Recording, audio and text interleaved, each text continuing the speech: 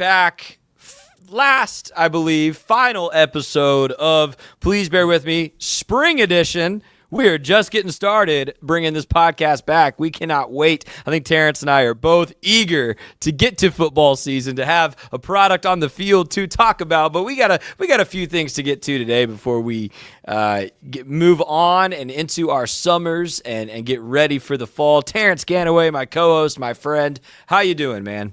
Man, I am doing well. It has been a fun spring, and I know Aranda is excited about the team that we're going to field.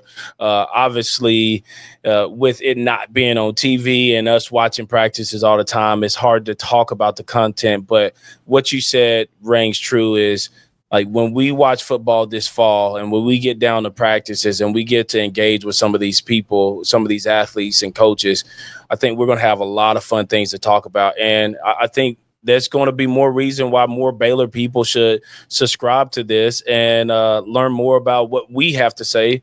And then let's talk football. Let's go win a bunch of games and have fun while doing it. Let's go, brother. Amen. And hey, just a couple notes real quick about this show and some things going on, and then we'll get into a couple topics we can discuss today. We are so pumped to bring this show back. I appreciate everyone who's commented, engaged, retweeted, all those things. I know our first episode was really chaotic. We had some audio issues. We were figuring out how to do about 20 things at once. I know there's been some inconsistency this past month in terms of we took Easter off. Some weeks, just to be frank, like some weeks we've been way prepared. Some weeks we've been underprepared.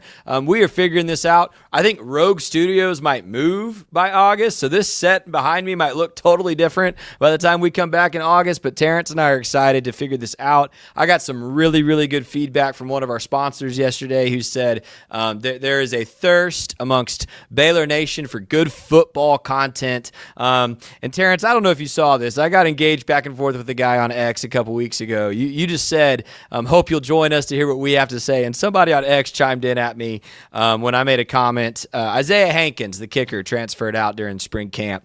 And I made some comment. Some guy was not too happy about it, a burner account.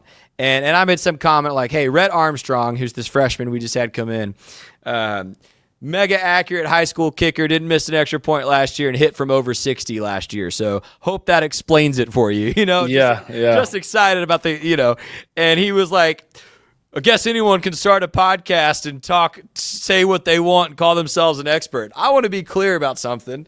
And I said this when I started this show in 2017. I probably said this when we brought the show back, a month, 2 months ago. I don't think I'm anybody special, but I love Baylor football.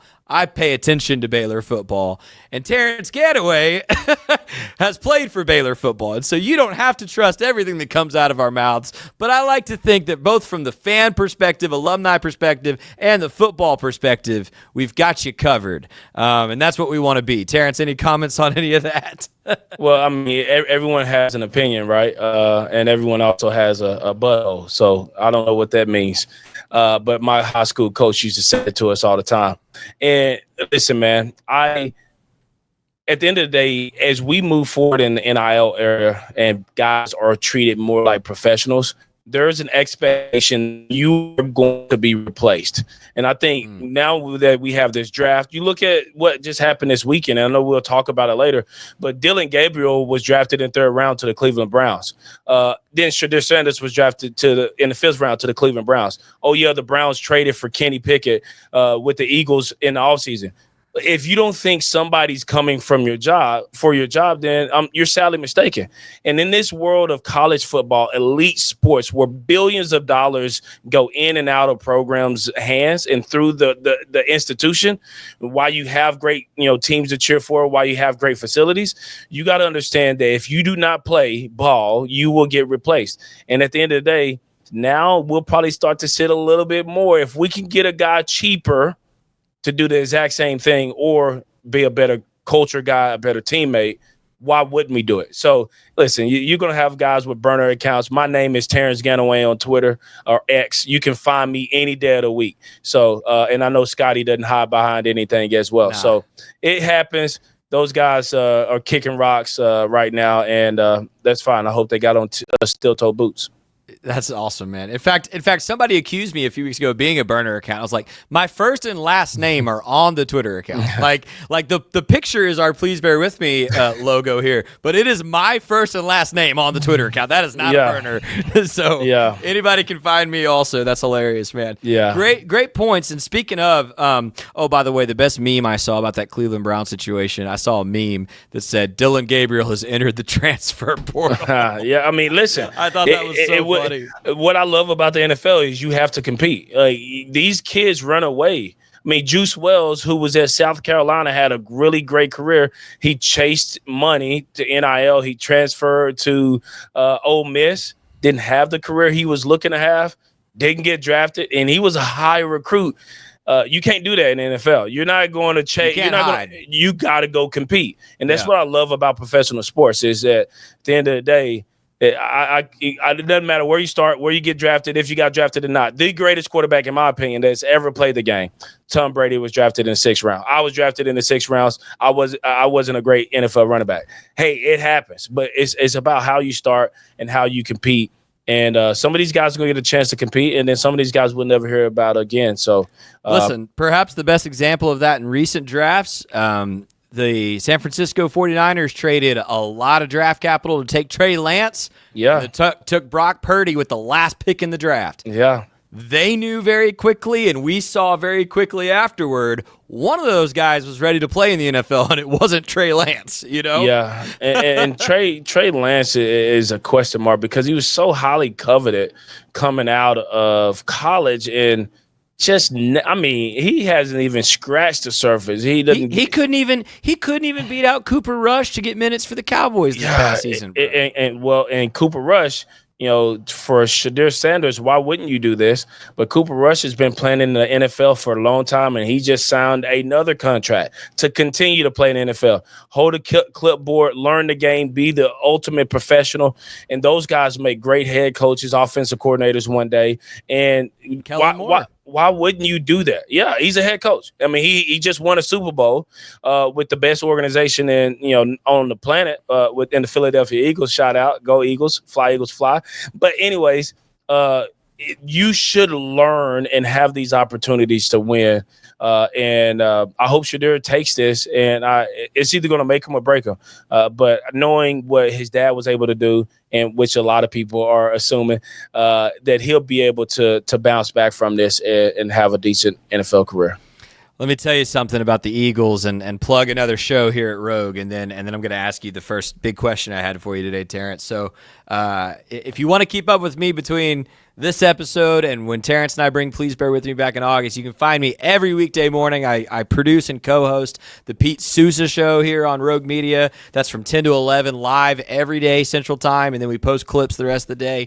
Pete grew up in Philadelphia. Pete just got one of those Kelly Green Eagles helmets that he's going to have on the set here during his show, and I'm not very happy about it as a Dallas Cowboys fan, but at least he got the Kelly Green. I think those are classy. So, Terrance, here's what you talked a little bit about the draft earlier. I wanted to mention Baylor had no players drafted this season. Not a tremendous surprise, honestly. A lot of these guys coming out from Baylor did not have very high grades in terms of their ability to be drafted. I was a little surprised it's like a Steve Linton or a Trevin Maai didn't get maybe a 6th, 7th round pick, but as it stands, no Baylor players were drafted. There are 6 guys, as we record this, who've signed as undrafted free agents.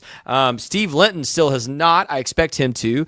Snacks Johnson still has not. I've seen him tweeting some things. I think he got an invite to Raiders camp, I saw, but I don't know that he's signed. PFF and their undrafted free agent tracker has the following Baylor Bears signed with teams, and I just want to talk about it and maybe get some of your thoughts, Terrance. Ketron Jackson, receiver, signed with the Baltimore Ravens. Hal Presley, receiver, signed with the Buffalo Bills. Trevin Maai, defensive lineman, and Matt Jones, linebackers signed with the Raiders. I think the Raiders went very Big 12 heavy in their draft. It seems that they've signed 2 Baylor players, maybe invited a third. That's an interesting development. Pete Carroll apparently looking at the Big 12 for some talent. That's interesting to me. Garmin Randolph is signed with the Chargers, and Monterey Baldwin will be with the Miami Dolphins going into camp. That's kind of interesting. Quinn Ewer is going to be there as well. Their 7th-round pick. So some Texas guys, some Central Texas products there going to Miami. Terrance, would love your reaction to that. And just for the folks that don't know, and I think we might have had this conversation on this podcast in like 2018. You and I have had this conversation, but what is it like? You were a 6th-round pick.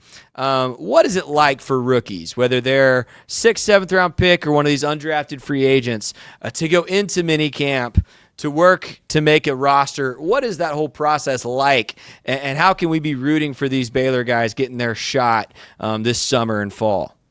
Well, you just can't specialize. Any opportunity to play the game and continue to play a child's game, and that we grew up in the backyard playing with our friends and family is always important. And what these guys are going to learn to realize really soon is maybe they did only play receiver or linebacker and only came in on packages. You can't do that. You have to be versatile. And when I was with the Jets, Rex Ryan said it all the time: the more you can do, the more you can do, the more you can do, the more valuable you are. And I think that's what these guys are going to soon learn how to do, how to go down on special teams. Monterey Baldwin has elite speed, doesn't have a ton of size to him. So he's going to have to be able to make sure every play that he gets, every rep, back in the day, we was like, don't count the plays, make the play count. That is exactly how it is in the NFL. And those guys are going to have to step on the practice field, and they're going to have to compete. Practices are going to be as fast or faster than games were in college. And it is intense, and everybody's trying to fight for a job. And so the game has to be super important to you. And I think, these guys have an opportunity. Hopefully they prepare for it. They prayed for it. And then they walk into their season where a guy, takes over a situation, and, they can play for a long time. There's plenty of people that that go undrafted that play for a long time in the NFL, Hall of Famers as well. Oh, yeah. And so all the time. Yeah. They just got to go out there and compete. And it's going to be fun. I don't want to hear any excuse. I didn't make any excuses why I didn't play long or why. It's just the name of the game is produce. You got to produce. You got to produce. And we'll see if they can add to that production at each of the organizations they sign with. But if you make it to camp, you get to some of those games and you have game film, then all other 31 teams are looking at you. And that's how people bounce around, and they finally find an organization that they can stick with. So compete, play your tail off, and make sure you have fun. Walk us through a couple of things in that regard. So between like the first mini camps that happen very quickly here and the start of preseason, how many guys get cut typically? So no one. They're trying to figure out who's going to make that first 100, people. And so there's going to be rookies that come in. There's going to be players that were there last year that come in, and they're going to do the rookie mini camp. So there's going to be a lot of players out there competing for a spot. I remember when I was with the Jets, I did, camp with them. I did tight end. I was a fullback, and the plays are jumbled up. You have no idea. Terrance, you're the Y. You're the H. I have the F. I don't know where to go, and you got people coaching you on the fly. But what happens is when you get there, you got to make an impression. Some of those guys that are just invited for a weekend get to stay. And then some of the guys they will never play football again. They'll never get another opportunity. And that's crushing. But like, we're young, we're smart, we got college degrees. You can go in and do something else and be super great at it. But then when you get back to camp, however many people report to camp now, and then over the weeks, usually it's about the first 8 to 9 days, no one is cut, and probably a little bit longer than that. And then every week it starts ratcheting up to get to that 53-man roster. And then I think they do 3 quarterbacks now. But it's It's a meat grinder. You're going to be practicing hard. And I think the best organizations, they try to get as much out of you as possible early to give you an opportunity to play in the preseason game to get recognized by another organization. So you would say, I'm going to interrupt you there. So you would say that generally speaking, like, despite it being like a competitive, hard-nosed, best player stays, like there's no sympathy for you if you don't make the team, right? But despite that competition, what I'm hearing you say is these teams still try to enable you to succeed if you'll grab hold of it. Nobody, I don't think any of these NFL coaches want to end someone's career. They want to give them opportunities. Now you have to work for it. They won't just hand you one. But when you go into camp, there's 80 guys there and they got to get to 53, 30 of you looking around and they're rolling people in and out every day. Yeah. And as you dwindle down the roster, you start looking around and maybe it's not even like they like you. The Jets liked me. They didn't have a room for me. They needed another running back. They needed another linebacker. So from that perspective, do we keep an extra running back on the roster or do we get an extra linebacker? Rex Ryan, great coach. I loved him. Anthony Lynn was my running back coach. And he knew like if I was cut, he thought that I did enough to put on tape to get picked up, in which I did. I was picked up by the Rams and played a year with that organization, but I wanted to be in New York the whole time. I loved it. I love green. Baylor was green as well. And sometimes it's a numbers game. You need 5 cornerbacks because you run nickel packages all the time. You can't have 4 running backs or like 4 big running backs. And you can have a receiver that is a gadget, but you got to start figuring out how you're going to make these numbers work because every team's got a different scheme. So, hey, maybe they didn't have a running back position for me, but the Rams did. The Rams had me a running back position for me, and there was four other running backs, 3 other running backs on the roster. So if anything happened, I was able to get in, and Steven Jackson played a healthy season that year. And I learned the game of football much more than I ever did at Baylor. And Art Browse was great. I'm not talking about him, but learning the game and learning how to be a professional from who I hope to be a Hall of Fame running back in Steven Jackson was a master's course. That's an awesome story. So here's my other question I wanted to ask you. Without getting into any of these individuals' stories, because I think you and I have probably both heard things about some of these guys, but sometimes it really is shocking to a fan from a fan perspective. Some of these guys who end up making it, sticking as undrafted free agent, and then the guys that don't. So, like, for Baylor fans, if I think over the last decade plus, Lake Seastrunk, Katie Cannon, Ishmael Zamora, these are guys who you would look at them physically, athletically, even college production, and say, like, oh, like, surely they can make one of 32 NFL teams, right? And then they don't. Like, they don't. Like, Katie Cannon didn't get out of camp. Katie Cannon didn't make a preseason, right? And then there's other guys. Like, I'll give you one who I really liked as a player, but I didn't think had any shot. Blake Lynch is still going around NFL rosters. He was a guy who couldn't find a full-time starting position hardly at Baylor, kept moving around because he was so talented. He ends up as a linebacker and makes NFL rosters, right? Bryce Hager had a 6-7 year career there in the NFL. Not a guy that I think on tape at Baylor you would have said, that's an NFL guy. But so what makes the difference between like the guys that are going to eke it out and make a roster and the guys who have all the talent in the world, at least to a fan's perspective, and cannot make an NFL roster? Man, it's simple, and it may sound trite, but 90% of the game is mental. Everybody at that level is special, athletically. They're special. Yep. They're gifted. They got something else that people pray for. Right. Like and some of it's natural. And then there's a group of people that are the top 10% of the top 1%. and they are, Adrian Peterson's of the beasts of the world. Like they're going to make a roster no matter what because they are so gifted and talented. When you think about the 90% is, do they want to learn the playbook? I heard something about this wide receiver, Arizona's wide receiver, the guy, I think he went to the Panthers. McMillan. Yeah, McMillan, T. McMillan. He was like, I really don't really watch film. I'm like, bro, that's like the best thing for you to do to learn how to play the position.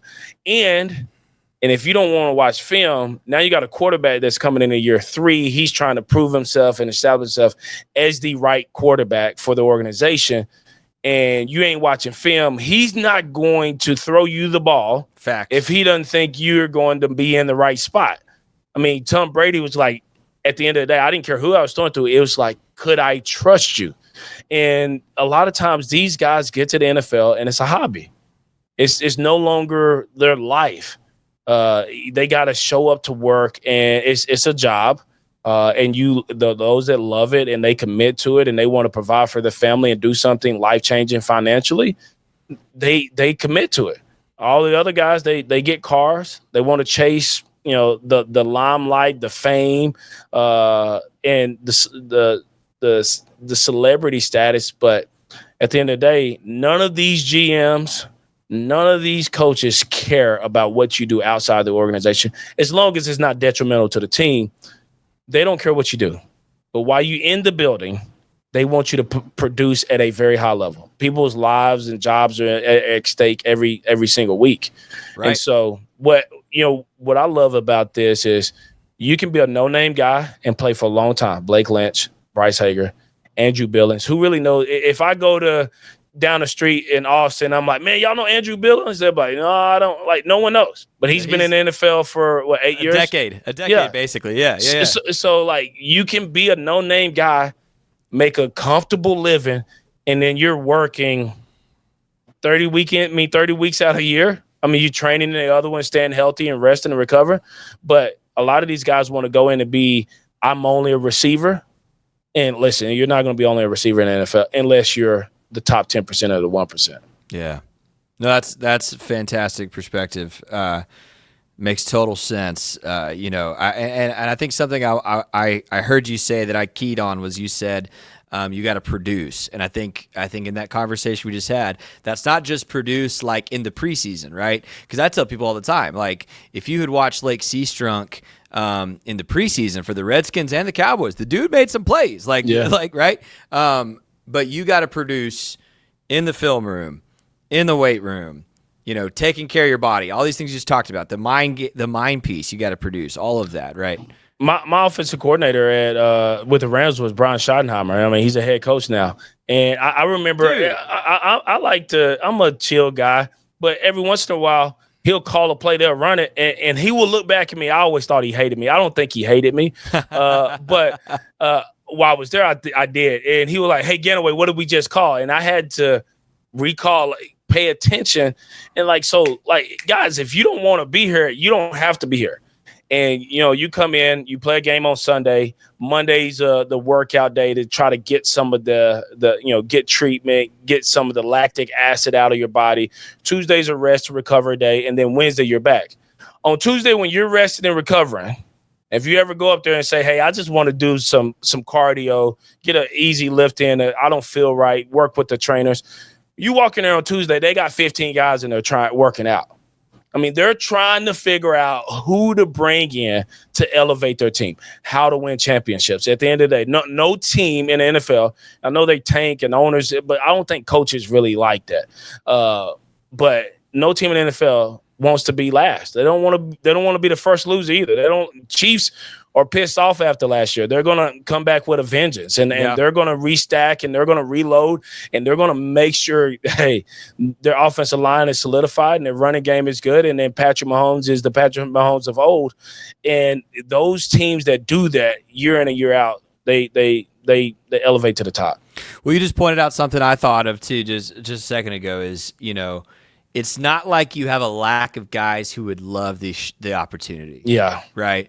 And so, for these Baylor guys that we just named, I would just say like none knowing what little I know about the 6 of them and the couple others who are still looking for a home, I don't think any of them take it for granted. I think they are gunning for an opportunity, and we hope and pray and root for a few of them to make the most of it and make a roster, right? So good stuff. We talked to Trevin Mai on the Pete Souza show last week, just getting ready for the draft, and he had told us, he's where's he from? I think he's from Las Vegas. And he was like, "Oh man, I'd love to give my shot with the Raiders." So there he is. Like he's signed with them. Like let's go make it happen. So good stuff. Let's take a quick break. I want to talk about our giveaway this week, and then we'll come back and wrap up Baylor spring practice.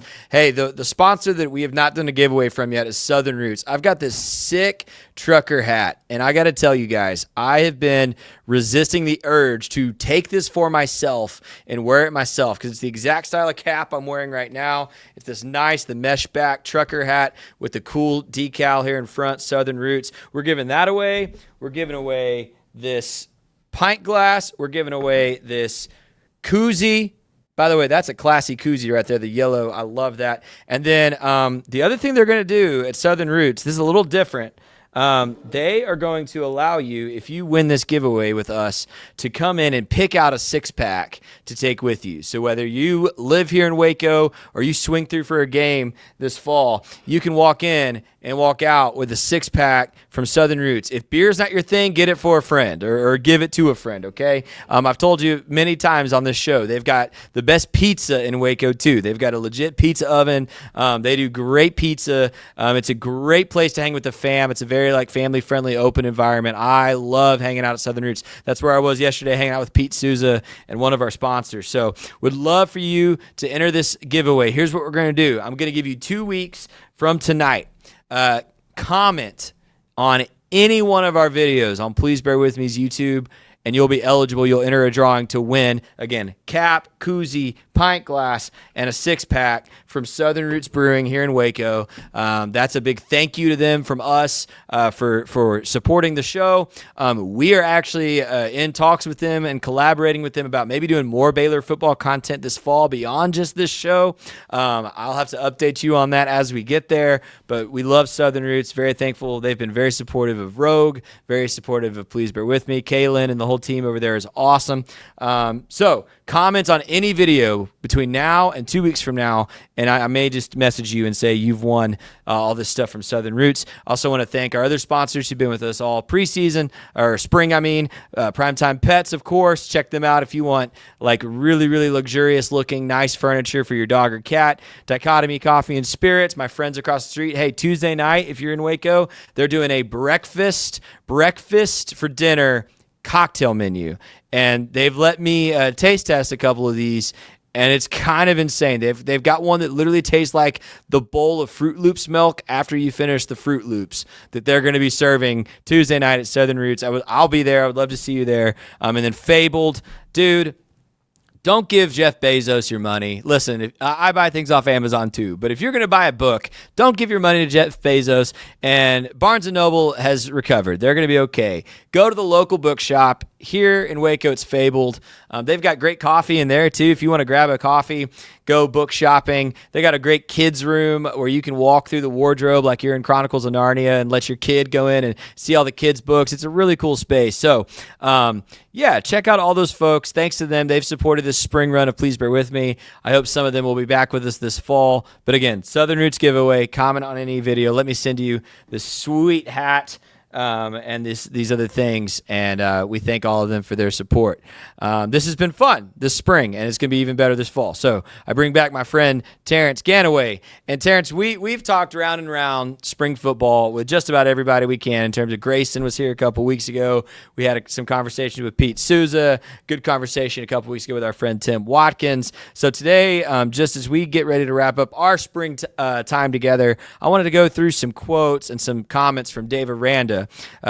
Baylor Blitz was yesterday. There was no spring game. Dave Aranda did say yesterday they're going to look into some other ways to let fans attend other intra-squad scrimmages throughout the spring, since they've kind of, across college football, gotten rid of this spring game model, which I think is pretty unfortunate. But I see you smirking there, buddy. I know, but for fans, it's unfortunate. We like the spring game. I like Mike Gundy's idea of let some rivals go at it and build up NIL. Oh, your mic's muted. Hold on, that's my fault. No, I agree with Gundy. Let it happen. But make it fun. Make it fun. Right. Like it's hard beating your head up against the same wall 15 days in a row. Totally. It sucks. But anyway, the Baylor Blitz yesterday was supposedly a huge success. I talked to a guy who took his 10-year-old, and what it was, Terrance, they let these kids go out on the field at McLean, and they had Baylor players and coaches running drills for all these kids, and it was like a 2-hour event. This 10-year-old that I talked to had a blast, told me he got an autograph from Bryson Washington. I said, you better hold on to that. That one might be worth something one day. That's a good player right there. So a cool event for families at McLean Stadium yesterday. Dave Aranda had his post-spring press conference, and I wanted to read a couple of the things he mentioned. So, first of all, Terrance, we have speculated with Grayson about some of the transfers, some of the freshmen. Dave Aranda said, point blank, the freshmen and transfers we brought in made an impact, specifically in terms of energy and confidence. I really liked hearing that. I like hearing that it's a good fit. You know, Brandon Bett did transfer out of the program this week, but otherwise it seems like all the guys who've come in have made it through the spring. We haven't heard rumblings of any of them taking off in this post-spring window to go somewhere else. Seems like Dave Aranda and company did a really good job, not just finding positional fits, which we know they did, but cultural fits as well. I agree, man. And I thought that some of these veteran guys that they were bringing in, that they need to be able to step up and replace some of those leaders we talked about that are making their way to different NFL organizations this next week. We got to have leadership. When you think about guys that are coming in, and you got to have confidence in the program to be able to compete at a high level like Baylor should do this year. You can't bring in people that are halfway committed or on the fence. Because it's going to disrupt the culture that you're trying to build internally. And I think this staff has done a really good job during the vetting process of making sure there's some alignment there. And now it's to squeeze everything out of these fruits as possible and make sure the squeeze is worth the juice. The juice is worth the squeeze, sorry.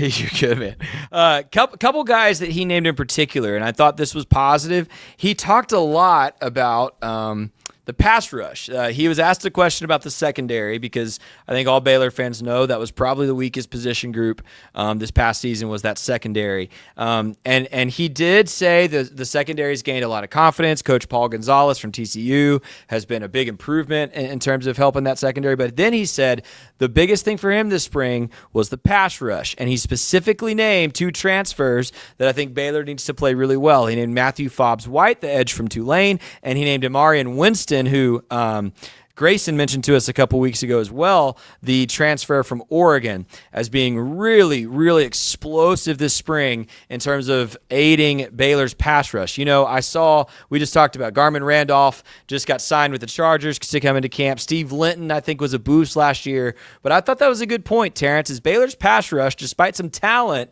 I think underperformed a little bit last season as well. I was really excited to hear him call those guys out as making a difference there at the edge. Well, Nick Saban used to say reading all this stuff in the newspaper is rat poison. But what Dave Aranda is doing is he's validating these players that have came in because you still don't know if it's the right decision. Like you're transferring, you're like hoping it's a fit, but you don't know who they're bringing in and what's all happening behind the scenes. And so newspaper clippings, they're going to read the newspaper and like, man, Dave Aranda really thought I had a great spring. Hey, I got to make sure I put on for these guys. So I trust Dave Aranda and what he's doing. Like I said, this is the first time in his tenure at Baylor where the OC is coming back, the DC is coming back. So there's a lot of consistency to be confident in. And like, hey, what are we doing, coach? This is what we're doing. And so I think that is going to help elevate the rest of the team. Defense has to get better. We now got a really good defensive backs coach. And then we got a 2-year starter and a quarterback, and we got a 2-year OC coordinator. And then a lot of weapons coming in around him. So, listen, I'm excited. I think this is a great opportunity for Baylor to seize the Big 12 and grab it by the horns and ride it as long as they can until the wheels fall off. And if we do that, Baylor's going to be in national contention, and I think we'll have a playoff bid. And that's once you get there. I don't want us to just show up there. I don't like people to do that. But once you get there, then it's anybody's game. What I appreciated about what Dave said about the transfers, to your point of what he's saying at the podium. You'll appreciate me saying this because we disagree on how we feel about this person. As much as I love Matt Rule, that dude was a car salesman, man. Like he was. Like he'd get behind a microphone. Oh, let me tell you, all these guys are great. They're competitive. They're working hard. Like he would tell you everybody and their mom was like the best at what they do. Right. I don't get that impression from Dave Aranda. Like I don't think Dave Aranda just says things at a podium because he has to. I think he says things because he means them. I think he's very sincere, at least as sincere as you can be when you're in that position as a college head football coach. With that in mind, the last note I had here about transfers, and then we'll move on to a couple other things he said. He named Phoenix Jackson, and I had to listen back to this about 3 times because I was kind of surprised he said it this bluntly. He said when he was out there, I think he's had an injury late in camp and that he's going to recover, but he said Phoenix Jackson was the best player on defense. He just said that outright. Now, Phoenix Jackson is a transfer linebacker from Fresno State, and I did make note when he committed to Baylor, but I think a lot of people have been excited about Travion Barnes, the transfer linebacker from FIU, as being a potential being a potential starter next to Keaton Thomas. But Dave Aranda said Phoenix Jackson has been the best player on defense. I thought that was pretty shockingly blunt, and Dave Aranda doesn't strike me again as an exaggerator or someone who speaks with a lot of hyperbole. Like that was an interesting comment. It is, man, but he said best, not most talented, not most anything else. And when you think about a defense, a linebacker, communicating, picking up on a defense. He's a new defense. He's learning the plays, getting people in the play, motivating, to being the culture guy, the rally guy.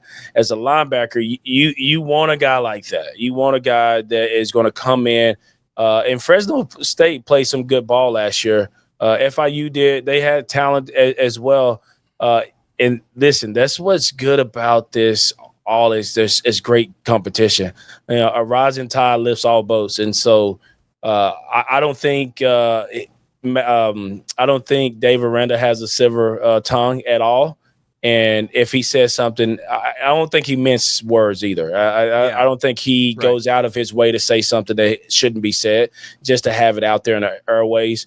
And so I trust him, and I trust his staff. Last year, I was with them the whole time. I was like, I don't want to fire him, but the expectation is still high for them to compete and have a good year.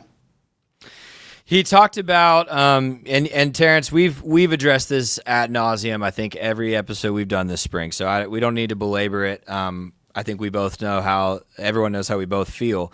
But he did say it has been such a growth area for the team, that they know who their quarterback is, that there's no competition this season, that Sawyer has come in with full confidence, full endorsement, full leadership, and unsurprisingly, because I think despite how he plays, we both think he's a guy of high character, high integrity, good work ethic. Like he actually said Sawyer is still almost too giving. Like they have to tell him sometimes, like, be selfish, be like, this is your team, right? But sounds like Sawyer has really worked into that leadership role. He said he's just played confident all spring. It's exactly what you want. I think he's a dog. I think it's going to be fun to see what he does this fall. He did say, and this I appreciate it. I hadn't thought about this. He pointed out, he said, in that LSU bowl game, we made a lot of big plays that got negated by penalties. And so he talked about the need for discipline. I know a few weeks ago we cut some clips out of it. You said spring practice is pointless. How between now, I mean, the past 15 practices as well as camps coming up, how do you really work on discipline and avoiding penalties when you're not in a game situation? I mean, you got to coach it. There's a quote that we used to say: "What you inspect is what you expect." So if you're not inspecting that the quality of plays is great, then what happens is you're allowing it. You're coaching bad product. And so they're going to have to, ratchet it up. I don't think there's really much you can do during the offseason. This has got to be something that's installed and instilled on day one of camp. And knowing Dave Aranda and how anal he is, he's taking hold of it. Like the defensive side, it's his baby. You can't blame anybody else. The offensive side is Spaz' baby. You can't blame anybody else. And to be honest, if we have another good year, we probably don't keep Spav. So it's all in for both sides of the ball to compete at a high level. And let's go do it. Let's go do it. Let's go win a Big 12 title, and let's go win a few games in the playoffs and see where that lands us. But at the end of the day, you have to coach, and these guys got to expect to be coached hard. You can't coach effort. You can't coach energy. They got to show up with that every day. But I can coach you the game of football and how to play it at the right level and the right way. I love that quote. Say that again. You inspect what you expect. That's good. That's good.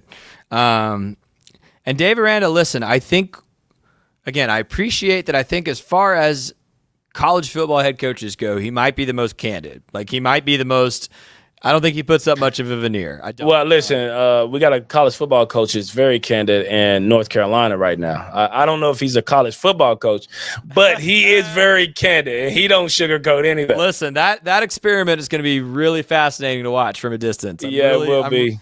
Because they're running it like an NFL team now, and I that might be the way to do it with NIL, honestly. But here's what I was going to say. Dave Aranda being, again, very blunt, candid, I don't think hides a lot or says things he doesn't feel. He stopped short of saying, we know that this is a championship caliber team. He didn't quite get there. But he was asked, it's been, I think a lot of the media this week has recognized Baylor got a lot of big name transfers in this previous portal cycle. Going to chase a few more in this next one. We've already offered 2 receivers in the last week, trying to get one more receiver, another corner, things of that nature. But I couldn't hear the questions on YouTube, what was being asked of him, but something to the effect of, it's what I asked you a few weeks ago. Like, how were we able to keep all these guys? Like, Sawyer's still here, Bryson's still here, Josh is still here, right? Like, why are they still here? And the guys that have transferred in, it doesn't appear as if any of them are ready to run out. It seems like they're all in it. And he named some of those guys I just said. He named Jackie Marshall, named a couple of the bigger name guys, Keaton Thomas. And he said, it speaks to their character and what they want to do. And then he said, and I wrote this down because he was trying so hard not to put any he goes, we have a chance to do something with all of that this year, and they want to be part of it. Like, again, I think he was a little too timid to say, like, we're going to go win the Big 12. But every Baylor fan, I think we all are on the same level. I think those players have that expectation after the way last season finished, and knowing that you were 2 plays away against BYU and Colorado from maybe being right there. I think seeing Arizona State play really well in the college football playoff, like they belong. You just got to get there. Yeah, and so I think everybody knows that's the expectation. If you're a player, this is what I wanted to ask you, Terrance. Sorry, I know I've been talking about that for a second. If you're a player on that roster, and our friends watching have gotten to know you this spring and kind of how you viewed things, but if you're a player on that roster and you just know the head coach has said it, your starting quarterback's probably saying it, the fans and media are certainly starting to say it. This is the expectation. This team's got to go compete for the Big 12 championship or bust. How do you handle that over the summer, and how does it affect your mentality moving through these next few months?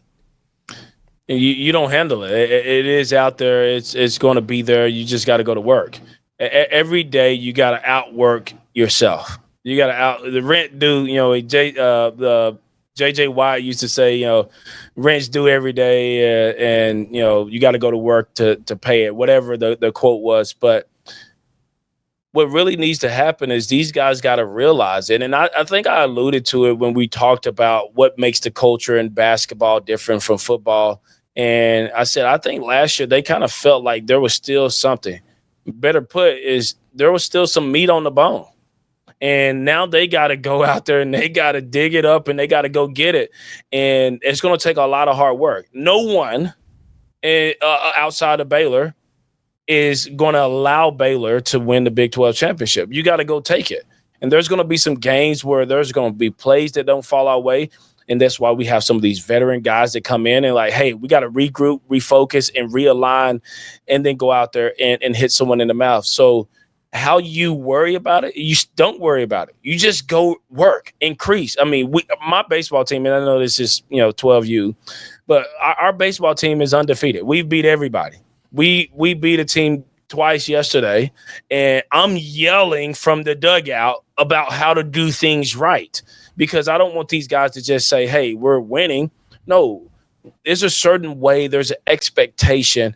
And there was a clip, I got to find it, and I'll send it to you. Maybe we could talk about it this fall. But Nick Saban, they said he never had like this relax button. And so he could, even when they played a great game, I think Lane Kiffin was like, they'll come in and everybody be like, man, we had a great game. This guy did this. And first, like Nick Saban throw stuff and say, man, this is the worst game. Like, we got to do this. And there was just an expectation to get as close to perfection as possible. Don't be obsessed with it, but work towards it. And I think Dave Aranda understands that. And he's not going to put the pressure on himself by any means. I don't think he even carries pressure at all. Last year, he was just cool. I mean, look at the Big 12 championship we did win. I don't think he ever blinked. And I'm over there thinking, like, I'm about to have a heart attack, and I'm not even in Dallas.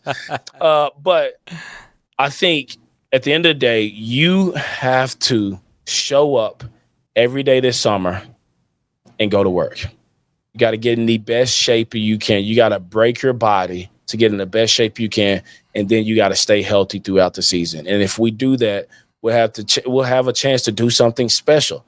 What we did at the end of the last season, went on an 8-0 run. I don't think anyone else in the Big 12 did it. Maybe Arizona State did it over that same time frame. I don't know if they lost a game during that time frame, but we went on an 8-0 run. 6-0 run. 6-0 run to finish 8-4. That's hard to do in the league like we are, and we're still trying to figure out the pieces of the offense and the defense.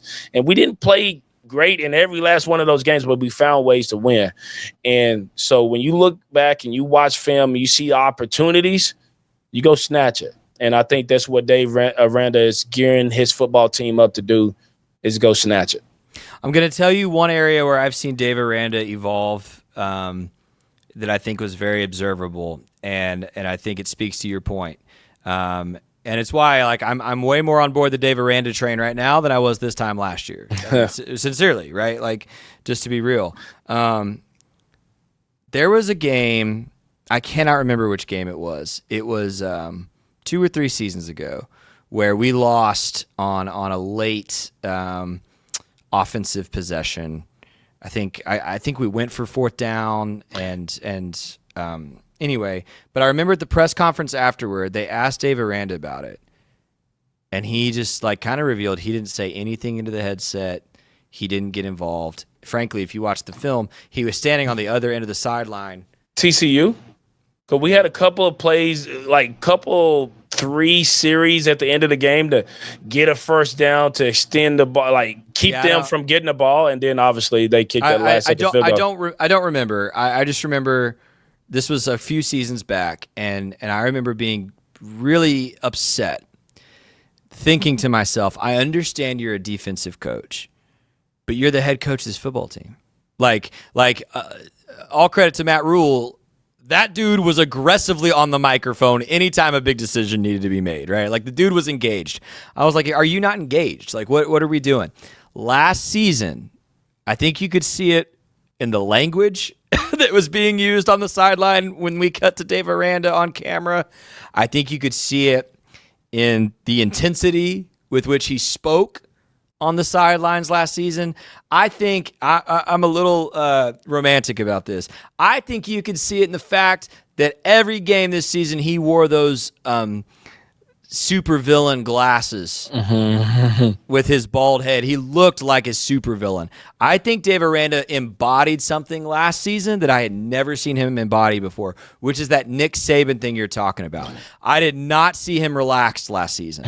I did not see him taking plays off. I did not see him standing on the end, crossing his arms, unengaged. I saw Dave Aranda change last season as a head coach, where he wanted to be in the thick of it, engaged the whole thing. I think he felt that pressure, and I think he stepped up.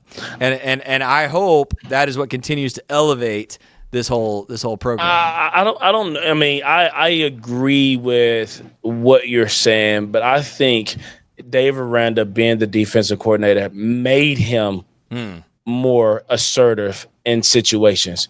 When you got, Nick Saban is one-on-one. Kirby Smart one-on-one.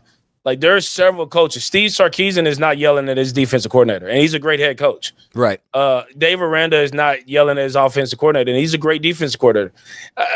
Some people can do that, but I can tell you right now, Steve Sarkisian nor Dave Aranda are hiring people that they can yell at, nor do they have the clout to do it. Nick Saban and Kirby Smart, I won a couple championships. I'm going to get down your throat if you don't want – like, we ain't going to do that here.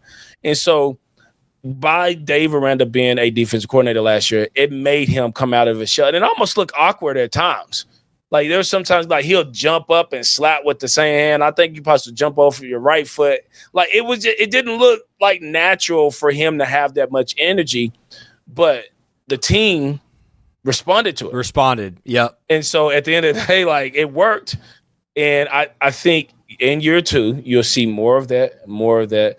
And it's just different personalities from different coaches. But I do agree that he was a lot more involved in the team's decisions last year. Well, and I think that's your point is super on it. Like definitely, I think having to call the plays on defense ratcheted him up. I think it brought something back to him that he'd maybe forgotten since being at LSU. That competitive fire kind of came back a little bit. But I mean, I saw him getting after offensive players, encouraging offense. I saw him just more engaged overall. And again, not to be hypercritical of what he was doing before, but I think it made a difference. I think we both say like it made a difference in how the team rallied and responded. So absolutely, good stuff, man. Well, that's what I've got. Any final words from you regarding spring football, 2025 Baylor Bears? What happens from here? Listen, rest, recover. You got a month left of, workouts that are not typically when I was at Baylor, they wasn't too hard, but they were workouts, people trying to finish out the semester. Then you got 2 weeks off. Some athletes take, mission trips during that time. Hey, remember you're a college student. Go build relationships. Go network and go be a kid. Go be an 18, 19, 20-year-old kid. And then when we get back this summer, safely. Yes. Be safe, be responsible. And then when we get back this summer, June 1st or whenever that first day's back, like, let's go to work. Let's go eat. And, live out of the car. We're not in the cul-de-sac. I know everything's nice around there at Baylor with Fixer Upper, but go live in the cul-de-sac. Live out of your car right there off of 8 and Daughtry and figure out how to be homeless, because when you have that type of mindset, you're going to go snatch some things away from people, and you're going to look people in the eye and say, similar to what Dave Aranda said, he hates when he gives up a yard. He hates when someone thinks that they're about to run, something down the defensive throat, because he takes it personal. And in between those lines, take everything personal, go have fun, go bust somebody's skull open. And then you're going to have 50,000 people every weekend cheering you on, at least in Waco and more on TV. And let's go win a national championship. If there's ever a chance, it's now. And you got to work toward it. You can't win a national championship in August that you didn't think you could win in April. Let's go. Good stuff, man. Yeah, I think all the reports we've gotten this spring are positive. It's kind of what we wanted to hear, what we expected to hear. transfers and freshmen contributing, returning stars, taking their leadership seriously. Coaching staff seems to gel and be better than ever, which you'd expect, again, with your both coordinators back for the first time in a while for Baylor. Yeah, let's get it. I think a couple weeks ago, you and Tim were both talking about this season for Baylor football is the most pivotal in a very long time. In a shifting college landscape, a shifting Big 12, who knows what the college football playoff is going to look like 2 years from now, but we know what it looks like this fall, and we know there's a window this fall, and you got the talent, you got everything, the NIL, you've got what you need this fall. And it's going to be so fun to cover with you, man. It's going to be exciting. So, man, I mean, just think if we win the Big 12 and host a playoff game, just think how crazy Waco would be, man. Bro. We would go insane. I won't go to it because I after Michigan State, I said I'd never go back to a postseason game. Come on, bro. Unless we're in a national championship, because I almost died that day, man. But it's a shout out to my good friend Charles Foster. He actually watched that game with me, and he just got head coach of university down there in Waco. So good luck to him. K-Run, he's now on staff, so there's something Baylor, that's changed. He texts me, and I think K-Run is going to do some really unique things in his position and get some life around the program from former athletes and bridge the gap from different eras. Because at the end of the day, one thing that does unite us is that the interlock can be you, and we got to make sure we get down there and love on our guys that have played before us that's going to come after us. Come on, dude, freaking great word. Yeah. Stuff, bro. I'm with you. Well, again, a couple updates. Remember, comment on any of our content from this spring in the next 2 weeks. I'll send you this hat that I'm upset I can't keep myself. You can go by Southern Roots and get a 6-pack. Thanks to all of our sponsors for making this happen. There are more announcements coming. I do not have the ability to share with you. We are working not only on making Please Bear With Me great this fall, but maybe some additional opportunities to engage with Rogue Media, with Baylor content this fall. I'm really, really excited. We will announce that, hey, this summer, the YouTube channel is not going to be dead. I will be posting content on occasion. If there's any announcements about what this fall might look like from Rogue's side, we'll let you know. You can check out the Pete Souza Show. Again, every weekday we talk Baylor. I'd say 3 times a week at minimum, just because we're here in Waco. If you need to get a fix, check that out. I want to thank everybody who joined us this spring. We had some good guests. I anticipate, don't want to call my shot just yet, but I will. I think Jarrett Stidham will be joining Terrance and I before the Baylor-Auburn matchup. Could you have a better guest to talk both schools and get excited about that? And we'll have some others this fall as well, but I think we're mostly just excited to talk about something actually happening on a field, Terrance. I cannot wait for August, man. We're going to be early July, and I'm going to be running around bouncing off walls ready to see this team come out and compete. And let's be honest, no one wants to hear about what we got to say until we actually have some film or something to see to back it up. So there's no substance now, but we will get you ready when it comes. So get excited. But yeah, I'm excited about this fall. Kendall and I got to get down there and race one weekend. We got to figure that out, man. We'll announce that on the channel if we actually figure that out. I'm serious. I want to make that happen. My hamstrings might not want to make it happen, but we'll get it done. All right, listen, this has been fun. You know how you can help us more than anything, friends, by subscribing. Subscribe to the YouTube channel. I'm going to post all of this content we've created this spring on podcast platforms in the next few weeks, but really we want to push this as a YouTube show. That's what we're doing. So subscribe here on YouTube, like and share videos you enjoy, and let Terrance and I know. You can hit us up on X. If you want to let us know how we can make this a great show this fall, I'm open to it. Let me know. We don't have burner accounts. We don't. You can find us both by our names on X. All right. So for Terrance Ganaway, I'm Scotty Swingler. It's been a pleasure doing these episodes this spring. We will look forward to August with all of you.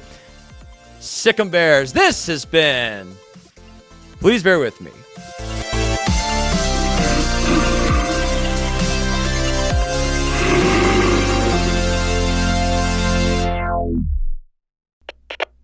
We are Rogue Media Sports.